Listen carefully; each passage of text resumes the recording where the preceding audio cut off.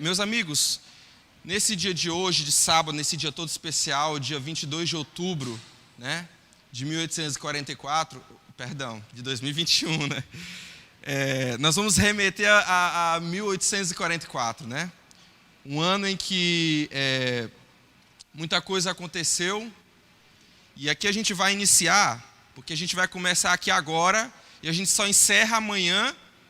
É à tarde ou é à noite, Ivan? É à tarde, né? Então, só vai ter gente fera aqui palestrando aqui, né? O Juvenal, o Valquírio.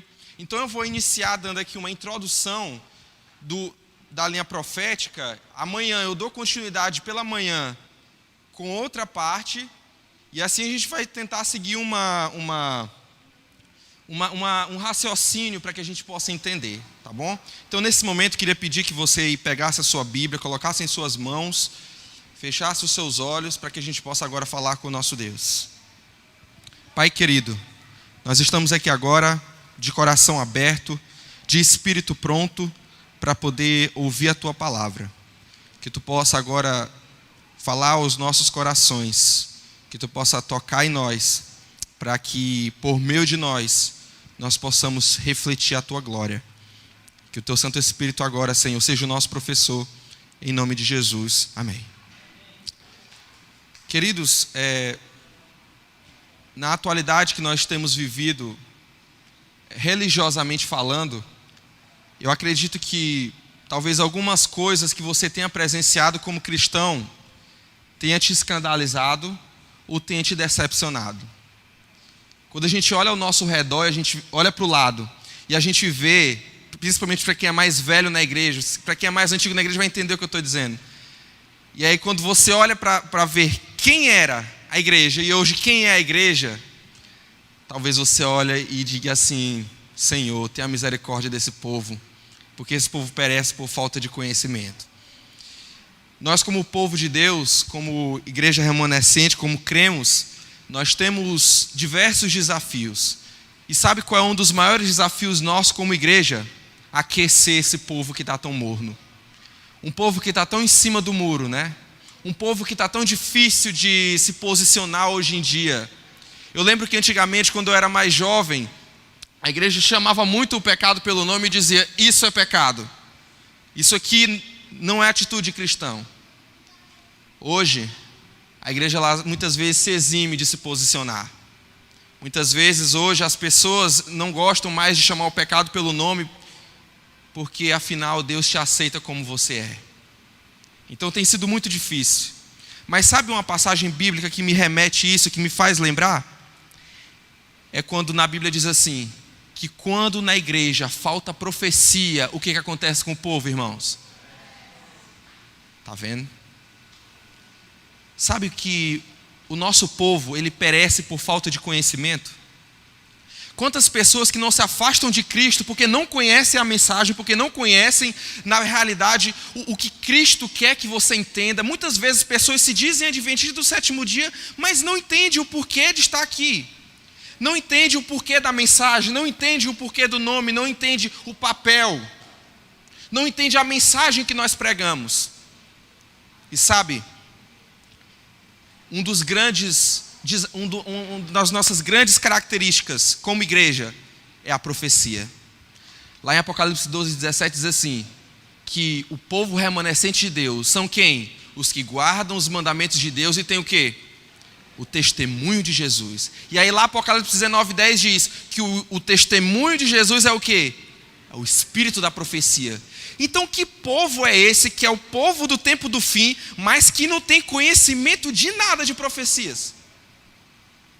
Que povo é esse que se autodenomina o povo do fim, o povo remanescente, o povo diferente, mas que não tem conhecimento bíblico de profecia? Aí você fala assim, isso não precisa, para que eu preciso de profecia? Você sabia que aquela fala quando Jesus disse assim, ide pregar o evangelho a todo mundo, a testemunho de todas as nações, então virá o quê? O fim. Sabe o que é isso? É uma profecia. Isso não é apenas uma promessa, é uma profecia. Então entenda, queridos, eu e você, como adventistas do fim, do povo remanescente, precisamos respirar profecias. Eu queria te mostrar aqui uma passagem aqui, uma frase que... Deixa eu ver aqui. Passei para mim, por favor, irmão. Deixa eu ver. Pronto, está aí. Essa frase aí que Ellen White ela nos deixou. Olha só. Quando os livros de Daniel e Apocalipse forem bem compreendidos, terão os crentes uma experiência religiosa inteiramente o quê? Diferente. Sabe, queridos, a Bíblia toda é inspirada por Deus e ninguém questiona isso. Mas entenda que o povo de Deus sempre, durante a história, vai ter uma verdade presente. E a verdade presente para o povo nosso da atualidade é que Jesus está voltando. E como Jesus está voltando, eu e você precisamos nos ater à mensagem da volta de Jesus. E a mensagem da volta de Jesus, principalmente, gira em torno desses dois livros, Daniel e Apocalipse.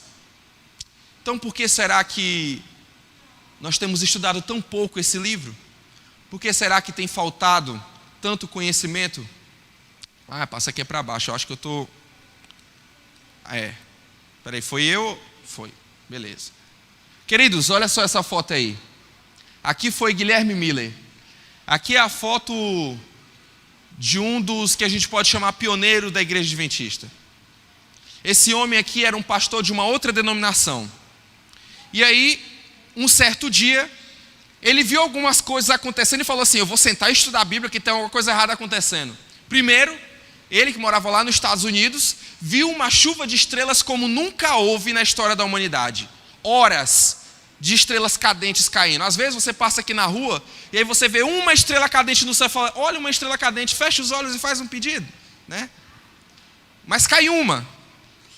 Guilherme Miller presenciou em 1833 uma queda de estrelas que durou horas.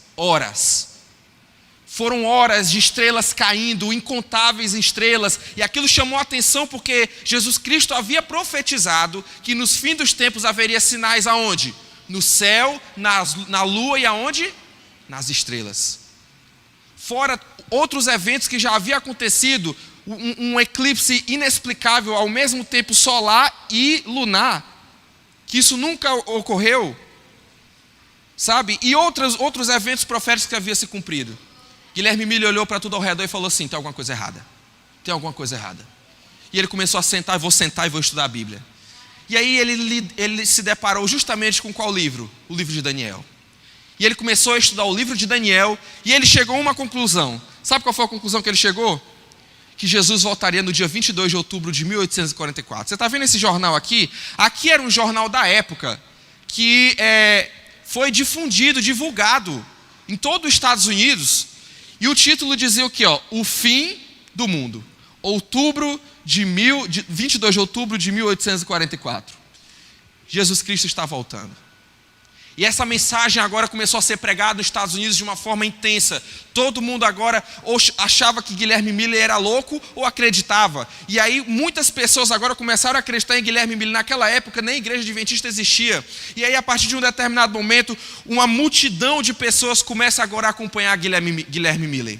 Agora imagina aí, todo mundo agora se preparando porque tinha a certeza de que Jesus ia voltar. Por que Guilherme Miller havia chegado a essa conclusão? Porque quando ele sentou, abriu o livro de Daniel e estudou Daniel capítulo 7, ele descobriu que existia uma profecia das 2.300 tardes e manhãs, e que essa profecia, na visão dele, dizia que no dia 22 de outubro de 1844 aconteceria uma coisa extraordinária. O santuário seria purificado, e na visão de Guilherme Miller, a purificação do santuário era o quê?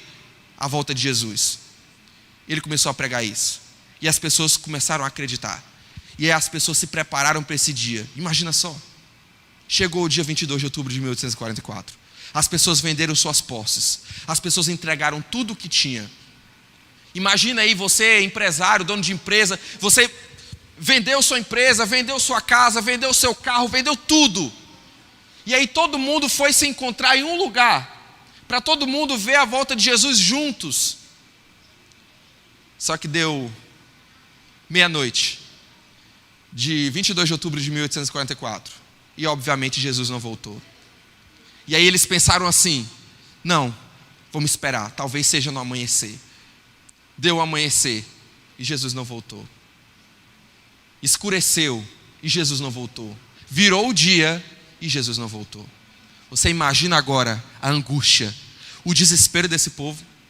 Imagina aí, você vendeu tudo que tinha, os seus familiares te chamaram de louco. Tu é um louco, como é que tu vai vender tuas coisas? Como é que tu vai abandonar tudo para acreditar num outro louco? Tu não é normal da cabeça? E todo mundo ali criticando. Agora imagina só Jesus não voltar. Eles são loucos, realmente eles são loucos. Esse foi o grande desapontamento. As pessoas se desapontaram de tal forma que muitas sentiram vontade até de morrer. E esse grupo de pessoas seguidoras os milleritas, que a gente chama os seguidores de Guilherme Miller, eles se dividiram em 3 grupos. Um grupo que saiu desse grupo foi um que continuou marcando data da volta de Jesus. Não era 22 de outubro de 1844, vamos marcar, é outra data. A gente errou o cálculo, mudaram. Um outro grupo que descendiu foi um grupo que desistiu de Deus. Eu não acredito mais em Deus. Esse negócio de volta de Jesus, aí vendi tudo que eu tinha, hoje eu não tenho nada, eu não acredito mais em Deus. E aí veio um terceiro grupo.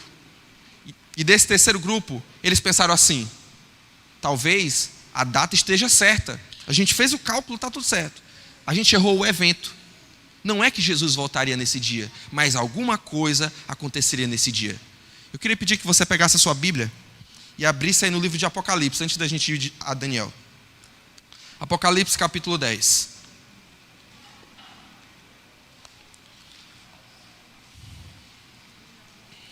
Apocalipse capítulo 10.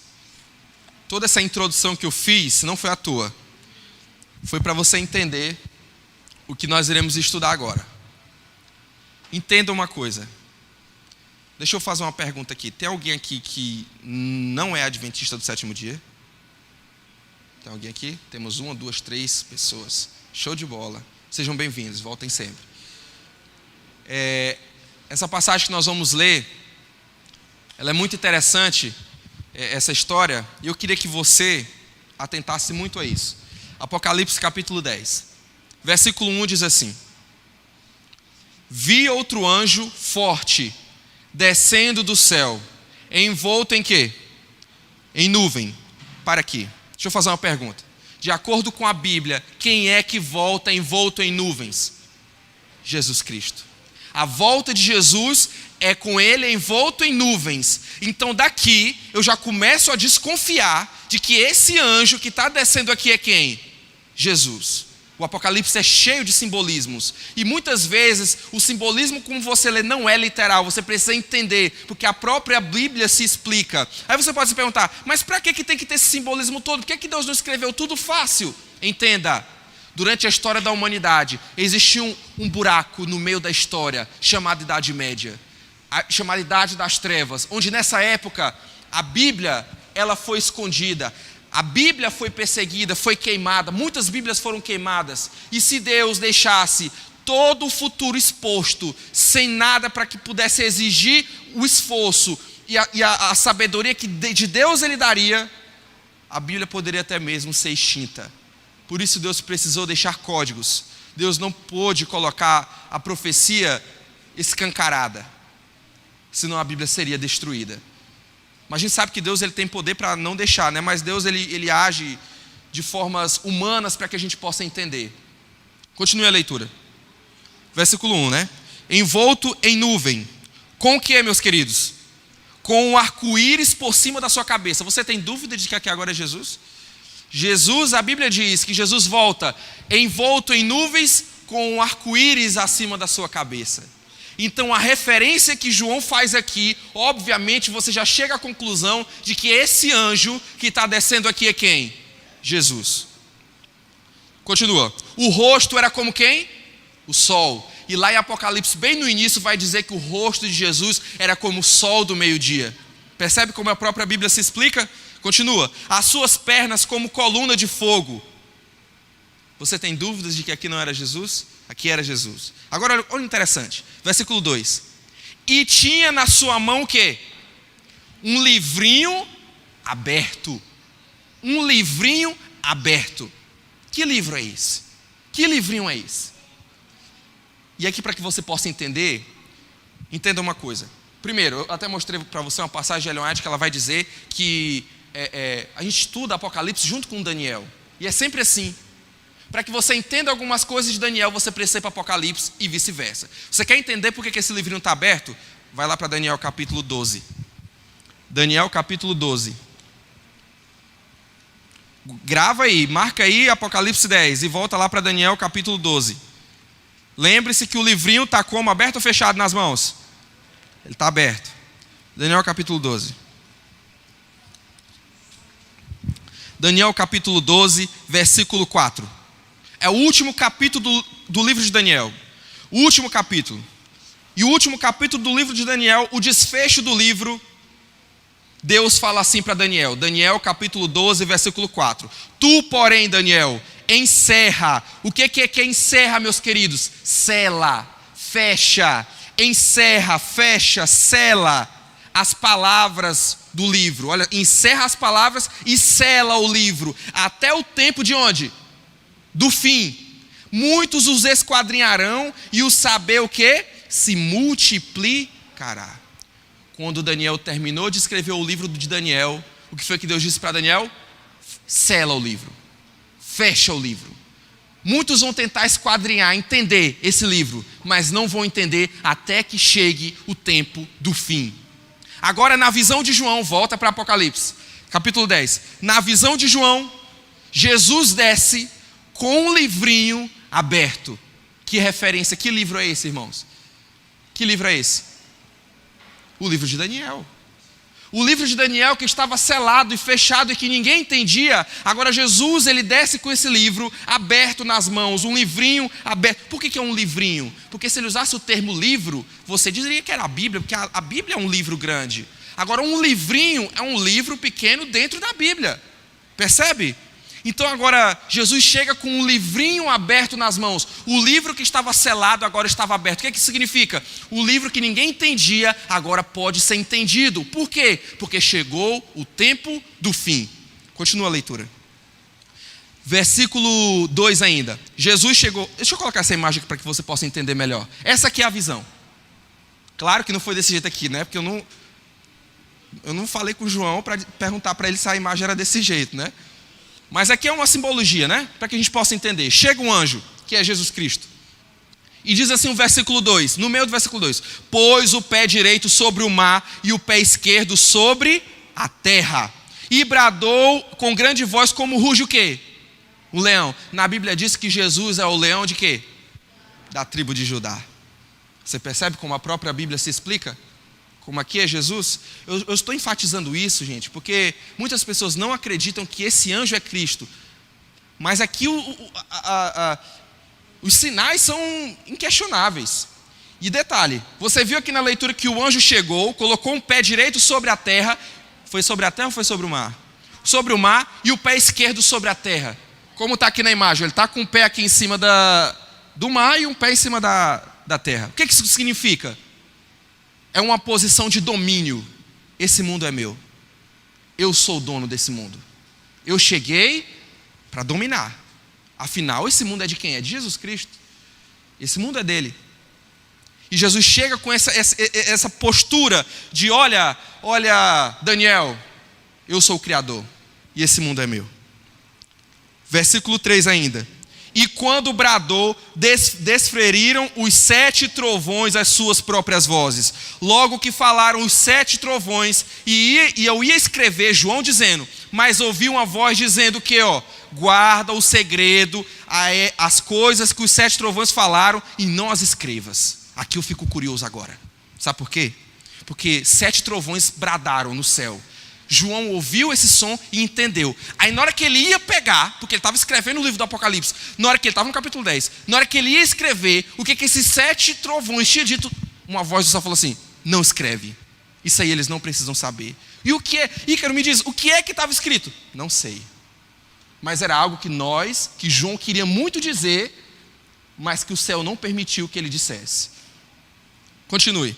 Versículo 5. Então o anjo que vi em pé sobre o mar e sobre a terra, levantou a mão direita para o céu e jurou por aquele que vive pelos séculos dos séculos, o mesmo que criou o céu, a terra, o mar e as fontes, e quanto nele existe, já não haverá demora, mas nos dias da voz do sétimo anjo, quando ele estiver para tocar a trombeta, cumprir-se-á então o quê? O mistério de Deus, segundo ele anunciou pelos seus servos, os profetas. Que mistério é esse? Versículo 8. A voz que ouvi vinda do céu estava de novo falando comigo e dizendo: vai, João, toma o livro que se acha aberto na tua mão. Que livro é esse, irmãos? Daniel. Toma esse livro que se acha aberto na tua mão. Espera aí, deixa eu pegar aqui. Vai e toma o livro que se acha aberto na mão do anjo, em pé sobre o mar e sobre a terra. Fui, pois, ao anjo, dizendo-lhe que me desse o livrinho. Ele então me falou: toma-o e o devora-o. Certamente ele será amargo ao teu estômago, mas na tua boca será doce como mel. Para aqui. Agora o anjo, uma voz fala assim: olha, pega esse livro que está na mão do anjo e come, devora esse livro. Lembra que o Apocalipse é simbólico? O que significa devorar um livro, irmãos? E aí os literatos que gostam de ler, o que significa devorar um livro? Ler. Entender ele, né? Ler ele muito. Entender tudo que está nele. Quando a pessoa diz: eu comi livros para conseguir passar num concurso, é porque o cara estudou muito aqueles livros lá que ele tinha lá e conseguiu. Então o anjo fala assim: João, pega o livro e come. Quando tu comer, na tua boca vai ser doce, mas no estômago vai ser o quê? Amargo. O que isso significa? Muito simples. Lembra do início da história que eu contei para vocês? Deixa eu voltar aqui. Lembra dessa história? Em 1844, cumpre-se a profecia das 2.300 tardes e manhãs, que você vai entender amanhã à tarde, com o Valquírio. Eu te convido para estar aqui amanhã à tarde. A profecia das 2.300 tardes e manhãs bate no dia 22 de outubro de 1844. O que aconteceria nesse dia? Eu não vou dizer aqui, você vai saber depois. Mas veja, nessa época, o povo, Guilherme Miller, começou a estudar o livro de Daniel intensamente, devorar o livro de Daniel, estudou como nunca, estudou as profecias de Daniel, Daniel capítulo 7, as 2.300 tardes e manhãs, e ele chegou à conclusão de que Jesus voltaria no dia 22 de outubro de 1844, e aí ele começou a pregar para o mundo: Jesus está voltando, Jesus volta no dia 22 de outubro de 1844, Jesus está voltando. O doce na boca. Que doce é você ouvir que Jesus está voltando, não é mesmo? Imagina só, a semana inteira aqui você ouvindo: olha, sexta-feira, dia 22 de outubro de 2021, Jesus vai voltar. É um doce na boca. E aí veio o amargo no estômago. Qual é o amargo? Jesus não voltou. Todo mundo se desapontou. E aí, quando todo mundo se desapontou e veio o amargo no estômago, que todo mundo se decepcionou com Cristo, não, que todo mundo se decepcionou com a crença de que Jesus não haveria voltado, de que isso era tudo mentira, e que todo mundo começou a desistir. Continua a leitura, que olha o que Deus falou. Versículo 10. João falou: tomei o livrinho da mão do anjo e o devorei, e na minha boca era o quê? Doce como mel. Jesus está voltando. Quando, porém, eu comi, o meu estômago ficou o quê? Amargo. Jesus não voltou. Agora eu estou decepcionado. Eu vou desistir da fé. Eu não acredito mais em profecia. Aí vem o versículo 11 e diz: então me disseram: é necessário que ainda profetizes. Não desistam. Profetize a respeito de muitos povos, línguas e nações. Por que as pessoas persistiram mesmo depois do grande desapontamento? Porque a profecia de Daniel, de Apocalipse capítulo 10, dizia que mesmo com grande desapontamento, mesmo com amargo no estômago, era necessário que ainda o quê? Profetizassem. Queridos, desse movimento surgiu a Igreja Adventista. A Igreja Adventista surgiu de um grande desapontamento, mas de um desapontamento que já era profetizado no capítulo 10 de Apocalipse. Mas entenda, o livro de Daniel, ele está ligado com o livro do Apocalipse. Para que você possa entender tudo isso que eu te falei, você precisa compreender Daniel. E sabe, deixa eu passar aqui para frente. Como eu mostrei para vocês aqui os anjos, né? O livro de Daniel, ele estava selado. E agora, a partir do momento que nós estamos no tempo do fim, que começou lá com Guilherme Miller, agora pode ser compreendido os mistérios de Deus. Porque quando Jesus falou assim: vai cair estrelas do céu, Não dava para os discípulos entenderem porque não havia caído. Mas na época de Guilherme Miller, quando caiu, deu para entender o que Jesus queria dizer. E agora, o livro de Daniel, ele perdeu o seu selo, ele foi aberto. Veja o que Isaac Newton, um grande físico, cientista de todos os tempos, olha o que ele diz. Entre os velhos profetas, Daniel é o mais específico na questão das datas e o mais fácil de ser entendido. Por isso, no que diz respeito aos últimos tempos, deve ser tomado como chave para os demais. Eu não sei se você sabia, mas Isaac Newton ele não era ateu, ele era cristão. E ele tem um livro, o livro dele, em que o título não é exatamente assim, mas é As Profecias de Apocalipse e do livro de Daniel. E ele lá esquadrinha todo o livro do Apocalipse de Daniel. Muitas pessoas tiveram interesse durante a história por esse livro. Mas veja, para que você entenda tudo isso que eu estou querendo dizer, eu vou para a última parte do nosso sermão dessa noite. Volto para Daniel. Daniel, capítulo 2. Tudo isso que eu contei para vocês, meus queridos, toda essa história de como Jesus trouxe esse livro para as mãos de João, para que fosse compreendido, é para que você entenda a importância do livro de Daniel. O livro de Daniel, ele é muito importante para que nós entendamos a dinâmica de hoje. O que nós vivemos hoje.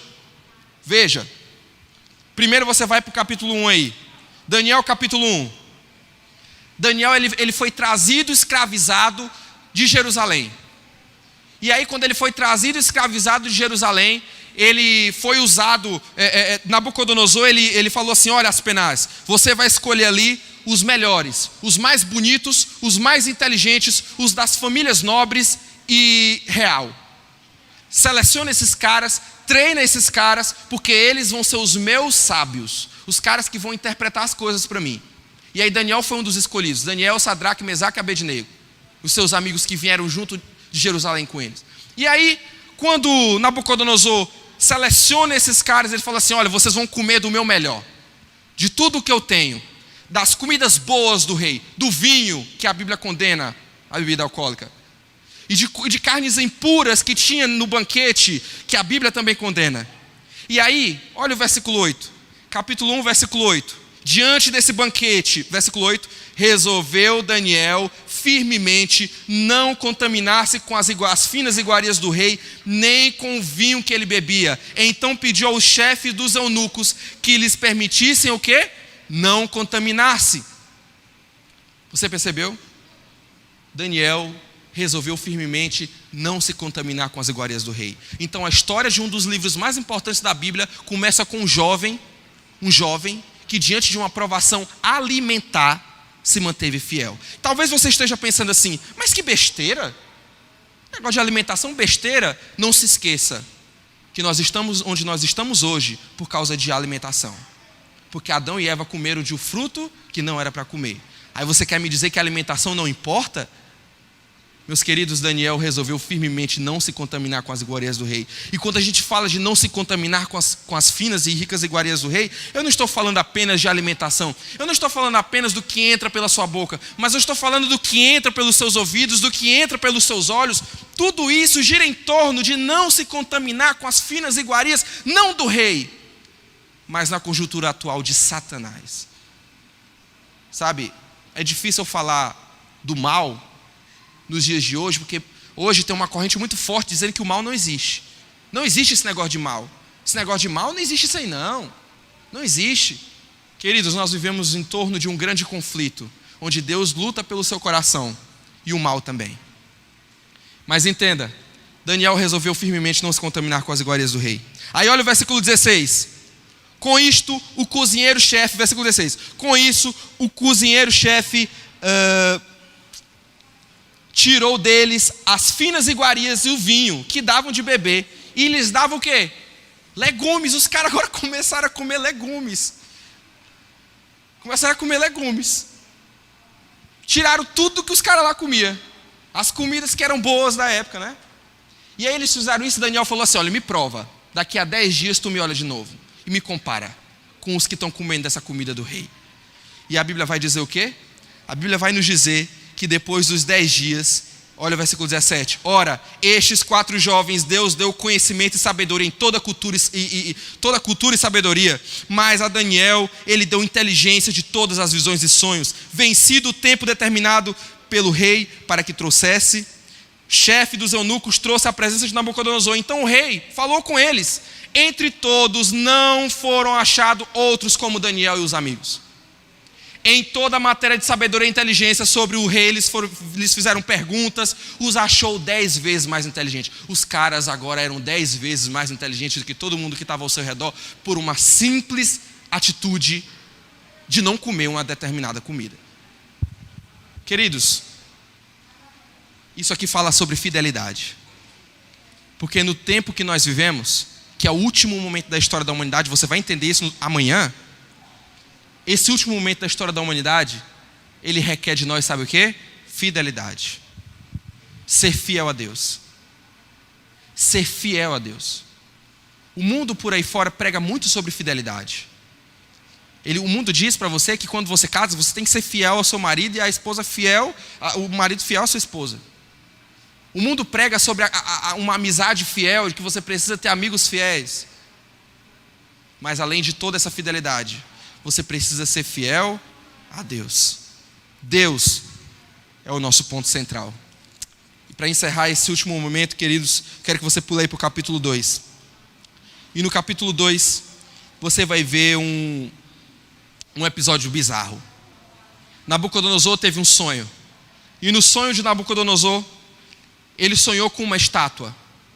E nessa estátua, ele não conseguia lembrar do sonho. Sabe quando você sonha, aí você acorda, rapaz, eu tive um sonho assim, mas eu não consigo lembrar. Eu sei que o sonho era de terror, que eu estava com medo, mas eu não consigo lembrar. O rei acordou desse jeito. Ele não entendia, ele não lembrava. E aí ele chamou lá os sábios dele, bora, me diz aí o que foi que eu sonhei. Os caras, não sei, me diz aí o que o senhor sonhou que eu vou interpretar. Ele, não, vocês são os intérpretes, por vocês que tem que me dizer o que foi que eu sonhei. E aí os caras disseram assim, não tem como. Não tem como eu adivinhar, eu não sou nem Deus para adivinhar sonho de ninguém. Aí o Nabucodonosor ficou assim, vocês estão me respondendo desse jeito, pô, vai morrer todo mundo. E aí ele assinou um decreto onde todos os magos e sábios morreriam por conta deles não saberem interpretar um sonho. E aí Daniel estava no meio desse bolo. Daniel estava no meio dos caras que iriam morrer. E aí diante dessa situação, Daniel falou o seguinte, Senhor, me dá a revelação desse sonho. E ele pediu a Deus que Deus revelasse esse sonho. E Deus revelou esse sonho. E nesse sonho que Deus revelou, irmãos, o tempo está corrido.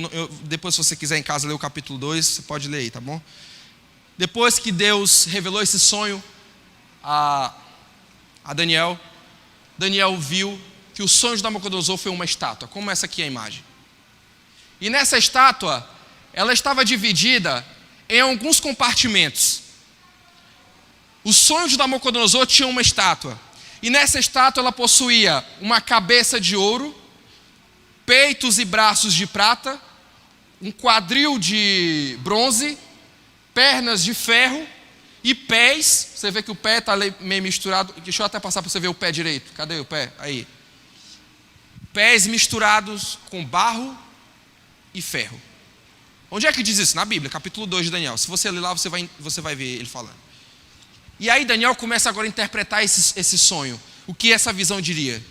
E eu coloquei aqui para você entender o que significa cada um dessas figurações aí da visão. Primeiro, a cabeça de ouro, Daniel falou que simbolizava o reino de Babilônia. O próprio reino de Nabucodonosor. Nabucodonosor, o teu reino é a cabeça. Só que o teu reino não vai durar para sempre. Depois do teu reino vai vir um outro reino. Um reino forte. Que é o reino, que é o reino da Pérsia. Que é justamente aqui os peitos e os braços de prata. Depois desse reino virá um outro reino. Daniel falou que viria 3 reinos depois. E justamente quando você olha para a história, você vê que primeiro vem a Medo-Pérsia, a prata. Depois vem a Grécia, o bronze. Inclusive a Grécia ela é conhecida pelo bronze, pelas suas armaduras de bronze que os caras usavam em batalha. Era muito sugestivo. E aí depois veio Roma, que é as pernas de ferro. E Roma era chamado realmente o império de ferro, o império forte, fortalecido, o maior império já visto na história. E por último, os pés de ferro com barro. Então veja, eu quero me ater aqui a esse último império, a da Europa. Porque Roma ela foi o maior império que esse mundo já viu. E Roma ele pegava todo aquele território da Europa. E aí a profecia diz que no fim, o último império que dominaria nesse mundo seria os pés de barro com bronze. Os pés de barro com ferro, perdão. E sabe, meus queridos, nessa visão, ela simbolizava uma fragmentação, uma divisão do poder que governaria o mundo. Se antes eu teria Roma, que dominava tudo, Roma seria fragmentada. E agora ela seria dividida em pequenos reinos. Isso era uma visão profética de Daniel. Entenda, quantos dedos tem um pé, meus irmãos? 5. Mas eu entendi. Boa. 2 pés tem 10, né? Eu já fiquei, quem é esse aí que tem 10 dedos num pé, né? Tem polidactilia? Então veja. Você vê aqui na imagem tem quantos pés nesses 2 pés? Quantos dedos nesses 2 pés? São 10 dedos, né? São 10 dedos. Entenda, eu vou voltar aqui de novo para que você entenda. Aqui simbolizava toda a história da humanidade. Essa visão que Nabucodonosor tem é uma cronologia da história da humanidade. O teu reino agora é a cabeça de ouro. Depois de ti vai vir um reino mais forte que o teu, que foi a Medo-Pérsia. Depois desse reino vai vir um outro, que também é forte, a Grécia. Depois da Grécia vai vir um outro reino mais forte ainda, o reino de ferro, que era Roma. E depois de Roma vai vir um poder que vai fragmentar toda Roma.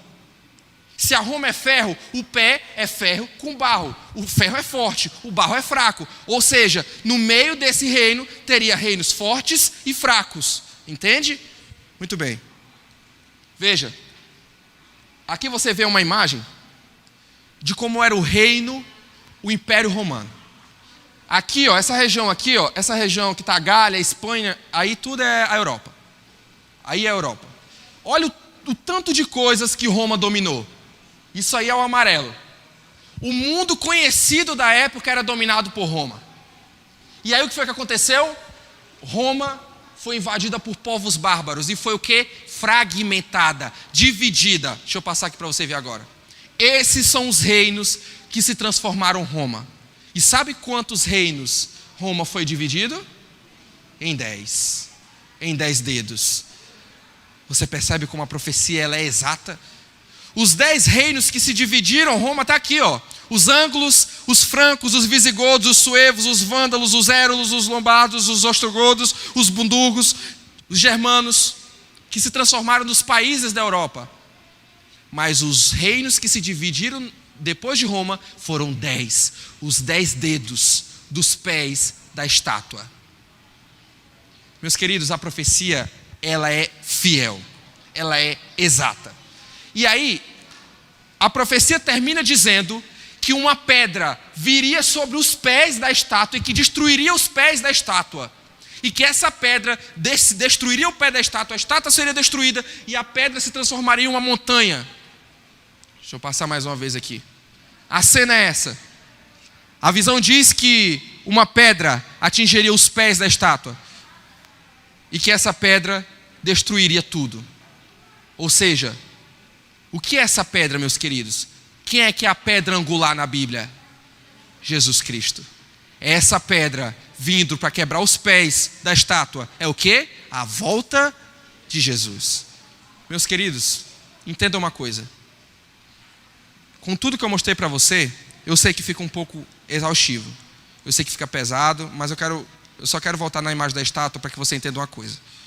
Essa aqui é a cronologia da história da humanidade. Nós estamos em que fase, meus queridos? Na última. Nós vivemos o último reino desse mundo. Essa divisão, esses pés misturados, simboliza que o mundo nunca mais teria um reino unificado. Muitos tentaram. Hitler tentou unificar o mundo, fazer um país só, né, com a ideologia dele, não conseguiu. Napoleão também tentou dominar o mundo e fazer com que o mundo fosse um só, Também não conseguiu. E nunca conseguirão, porque a profecia é bem clara que no fim os reinos seriam todos fragmentados, divididos entre reinos fortes e fracos, entre ferro e barro. E nessa última fase da história da humanidade, a pedra angular viria para destruir a estátua. Meus queridos, nós estamos na última fase da história da humanidade. E ela se encerra com a volta de Jesus. Amanhã vai ser falado sobre a volta de Jesus. Mas o que eu quero que você guarde no seu coração para a gente ir embora daqui hoje preparado? É que você entenda que nada do que acontece ao seu redor sai dos controles da mão de Deus. Tudo Deus tem sob o controle. Deus sabe tudo. Deus tudo pode. Deus tudo vê. Então você não precisa questionar e ter medo do futuro, porque Deus já hoje te decreta a vitória. A vitória que Jesus quer te oferecer, ela já foi dada na cruz, então você não precisa temer o futuro, porque quando você olha para o passado, você entende que o nosso Deus nunca nos abandonou. Esse Deus, Ele está voltando para nos resgatar. E eu e você, como pessoas que vivem na última fase da história da humanidade, precisamos estar atentos, abrir as Escrituras, respirar a profecia e entender que Jesus está às portas. Que esse sermão possa te incentivar a estudar mais a Bíblia, em especial esses 2 livros que falam muito sobre o nosso fim.